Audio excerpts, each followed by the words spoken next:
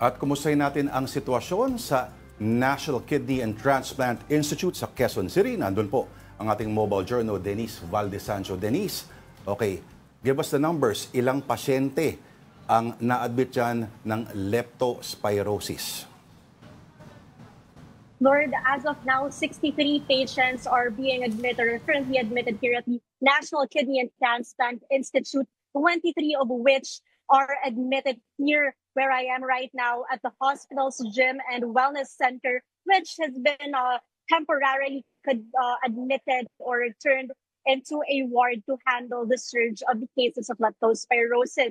And right now, most of these cases, 63 na nabanggit ko, ay nangangailangan ng dialysis dahil nga sa severity ng case ng mga leptospirosis patients. In the at least 24 hours alone pa lang, 8 new patients were currently were admitted. But rest assured naman na inaasahan na daw dito sa NKTI na mabawasan o mag-tone down yung kaso nitong leptospirosis dahil nga inaasahan nila na the patients being treated right now ay gumagaling na the following sa mga susunod pang araw. Right now, they also assured us that there are enough healthcare workers who are attending to these patients and that right now the patients are being handled according to what they need naman, some dialysis, some medication. Yung mga dinadialysis, Denise, sila ba, ano yung mga age profile nila? Sila ba yung medyo malala na yung kaso nung pinasok?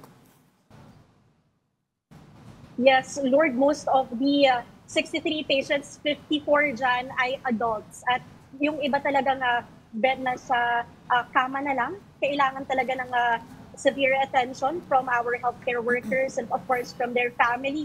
And meron pa dyan, 9 of these 63 cases, mga bata.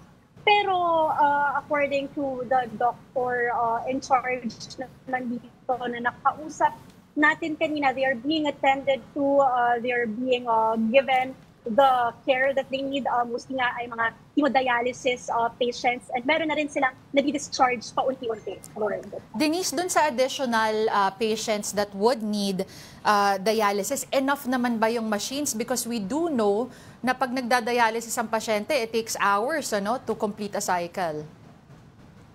Yes, they are complete. They are well-equipped here, at least in the NKTI. Yun yung tinanong natin dahil nga just last year, more than 140 yung naging cases ng leptospirosis here at the NKTI. Alone, that's August 2024. That's why right now, in the same situation na meron tayong habagat, meron tayong mga paparating pang bagyo dahil nakaka-anim pa lang tayo. This year, they are well-equipped at kompleto sila ng mga gamit. At of course, ng facilities dito dahil nga ang ginagamit dyan usually, they accept patients sa emergency room, but they know that there are gonna be a rise in cases. So ginagamit daw talaga itong, for example, the gym and wellness facility nila to just treat and to accept leptospirosis patients. Oo.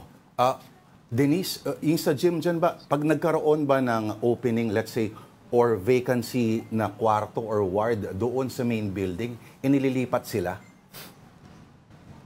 Sa ngayon, hindi ayan ang sistema dito. As much as possible, they want to keep the patients within a single space. At ito talaga kasi yung nagiging room or accommodation na ginagamit nila for leptospirosis patients, if not the emergency room, dahil at least here, confined yung mga patients. They are also using a different room, yung tinatawag nilang nuclear room, some of which the other patients ay nagsistay din, but as much as possible, they would want to confine and keep and treat the patients here in a single space. Lorna. Denise, ano ulit yung average stay? Sinabi na they're hoping na lalabas na yung mga ibang pasyente, madi-discharge na, but what is the average hospital stay ng mga patients dyan? Ang nabanggit sa atin kanina ng kausap natin, doctor, around, pinakamataas kasi nila is 11 patients. So, neto lang din around 6 patients or today yung na-admit. So, that's, doon pumapatak, doon umiikot yung bilang ng mga patients na ina-admit. But then again, hopefully, they're hoping na wala nang ma-admit pang patients since tapos na rin yung incubation period since the flooding that happened. So, hopefully, cases died out And they're, again, well-equipped and they're well-rounded or ready na sa susunod pang surge of patients dahil nga we're expecting another typhoon in the following days. Alright, maraming salamat sa updates sa ating mobile journal dyan po sa NKTI, si Denise Valdez Sancho. Thank you, Denise.